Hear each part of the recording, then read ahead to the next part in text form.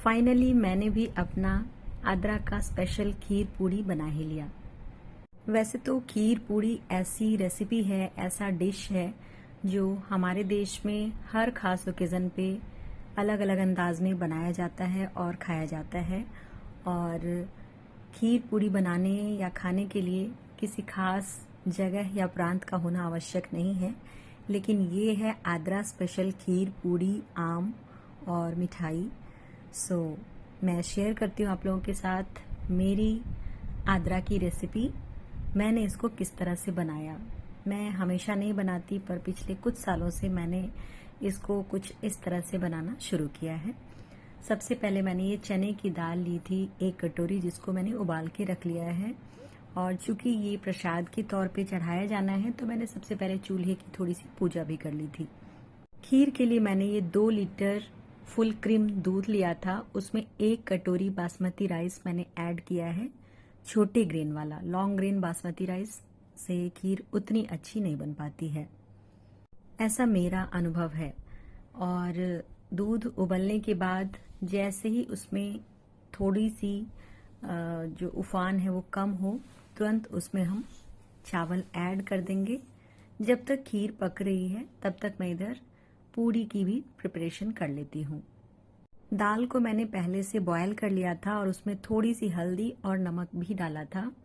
और इसके बाद मैंने ये कुछ अदरक, हरी मिर्च, और चूंकि ये व्रत के लिए है और भगवान पे प्रसाद भी चढ़ना है, तो मैंने इसमें प्याज लहसुन का प्रयोग बिल्कुल भी नहीं किया है।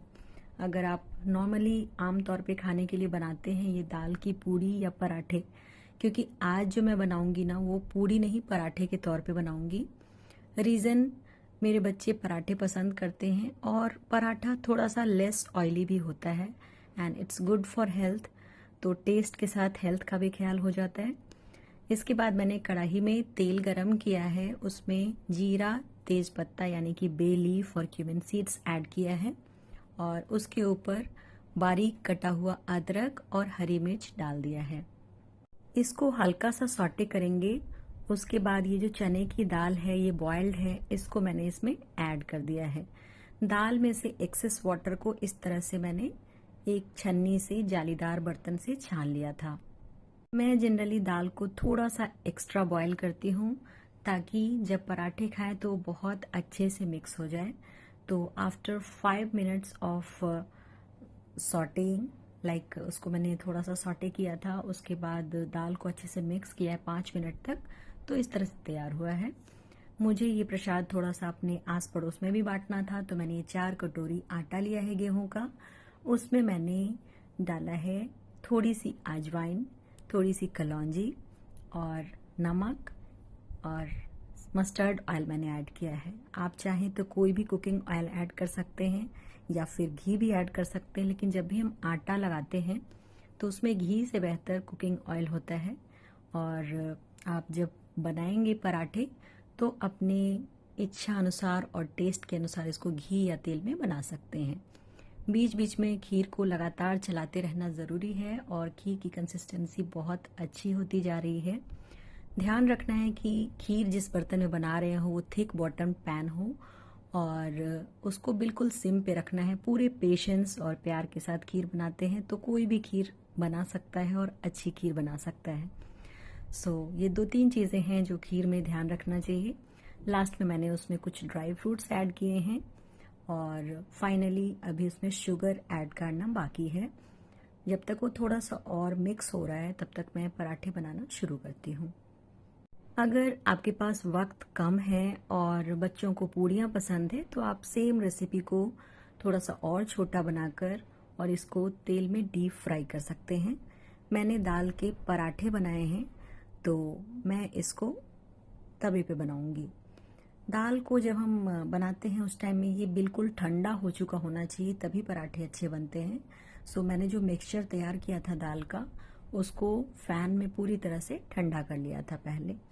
अब आटे की छोटी छोटी इस तरह से लोइयां बना लेंगे और इसको यूं कटोरी जैसा शेप देकर फिर इसमें हम दाल भरेंगे। लगभग 1 चम्मच के आसपास भरना ठीक रहता है, बहुत ज़्यादा भरने से पूड़ियाँ फटने लगती हैं।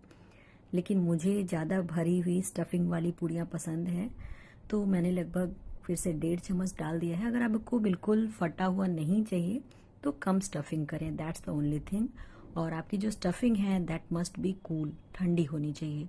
गरम स्टफिंग से पराठे अच्छे नहीं बनते हैं।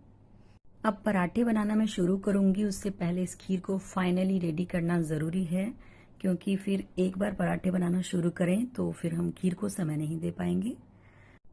तो इसमें मैंने लगभग सेम अमाउंट ऑफ शुगर डाला है जितना मैंने चावल लिया था। चावल और चीनी का सेम प्रोपोर्शन होता है, तो खीर की जो मिठास है वो एवरेज मीठा पसंद करने वाले लोगों के लिए अच्छा होता है। और लगभग पौना कटोरी मैंने इसमें चीनी ऐड कर दिया है। लास्ट में मैंने ये इलायची पाउडर ऐड किया है अलोंग विथ इट्स छिलकों के साथ डाला है, क्योंकि मेरे घर में ये इलायची के छिलके बहुत पसंद किए जाते हैं, स्पेशली मेरे पतिदेव के द्वारा। आप छिलके को हटाकर डालना चाहते हैं तो हटाकर डाल सकते हैं। और लास्ट में थोड़े से सैफरन स्टैंड्स भी डाल दिए हैं मैंने प्रसाद के लिए। अब हम पूड़ियों को बेलना शुरू करते हैं। तो पूड़ी बेलते समय हम जो हमारा रोलिंग पिन है यानी कि बेलन है, उसको बड़े आराम से धीरे धीरे घुमाएंगे। जब मैंने पहली बार ये रोटी पराठे बनाना शुरू किया था ना, तो मैं बेलन के बदले चकले को घुमा घुमा कर बनाया करती थी, मुझे अभी भी याद है। पर अब मैं फिर भी एक्सपीरियंस्ड हो गई हूँ रोटी पराठे में। So practice makes not only man but women also perfect. So not perfect, every day we are learning, but पराठे अच्छे गोले बन जाते हैं मुझसे। तो मुझे लगभग 12-14 के आसपास पूड़ियाँ बनानी हैं, तो मैंने इसकी लोइयाँ काट कर तैयार कर ली हैं। और मैं अब इसको इसी तरह से स्टफिंग करती जाऊंगी, बनाती जाऊंगी। रोटी पराठे में मेरी स्पीड बहुत ज़्यादा नहीं है, और ख़ासकर जब मैं अपने घर के बाकी सदस्यों से तुलना करूं तो मुझे लगता है कि हाँ मेरी स्पीड कम है, पर जो भी है मेरी फैमिली के लिए सफिशिएंट है। और मैं कोशिश करती हूँ कि पराठे जब भी बनाऊँ तो पूरे मन से बनाऊँ, पेशेंस के साथ बनाऊँ, क्योंकि पराठे अगर ज़्यादा आंच पे बना दिया या उसको कम या ज़्यादा पका दिया तो बच्चे खाते नहीं हैं। तो मैं बिल्कुल मॉडरेट मीडियम फ्लेम रखा है मैंने, हाई मीडियम आप कह सकते हैं। और इस तरह से मैं इसके ऊपर ये घी स्प्रेड करूंगी। पहला जो पराठा है मेरा, इसमें मैं थोड़ा सा ज़्यादा घी डालती हूँ जनरली, ड्यू टू 2 रीजंस। पहला तो पराठा बिल्कुल सूखा रहता है, सॉरी तवा बिल्कुल सूखा रहता है। और दूसरा रीज़न है कि ये पहले पराठे जाते हैं स्पेशली बच्चों को, तो बच्चों के लिए घी अराउंड 1-1.5 चम्मच पर डे अगर मैं देती हूँ तो it's not so unhealthy, in fact it's good for their health. तो पहला पराठा मेरा थोड़ा सा घी ज़्यादा मैं यूज़ करूँगी, और सेकंड पराठा ऑनवर्ड्स मैं इसको स्पैचुला की सहायता से स्प्रेड करूँगी, तो उसमें कम घी में भी अच्छे पराठे बन जाते हैं। और चूंकि मैंने ऑलरेडी पूड़ी को पराठे का रूप दे दिया है तो it's not to worry much. और अब मैं अपने इस अनुभव का दोबारा से प्रयोग करते हुए अपने इस बड़े से तवे पे 2 पूड़ियाँ एक साथ बना रही हूँ।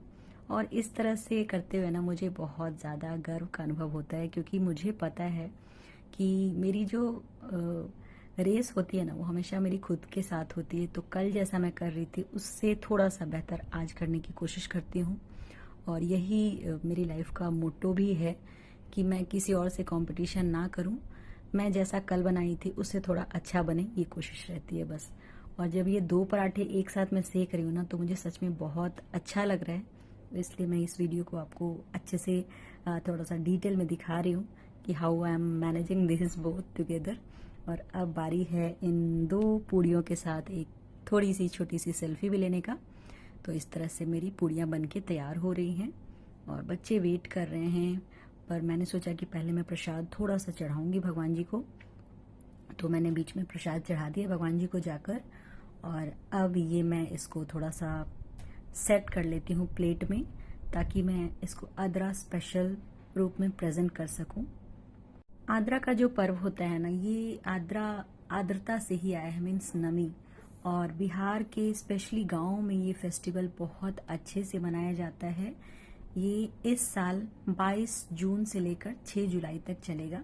तो आप भी अपने घरों में अब तक बना चुके हैं या बनाने वाले हैं, बताइएगा ज़रूर। Thank you so much.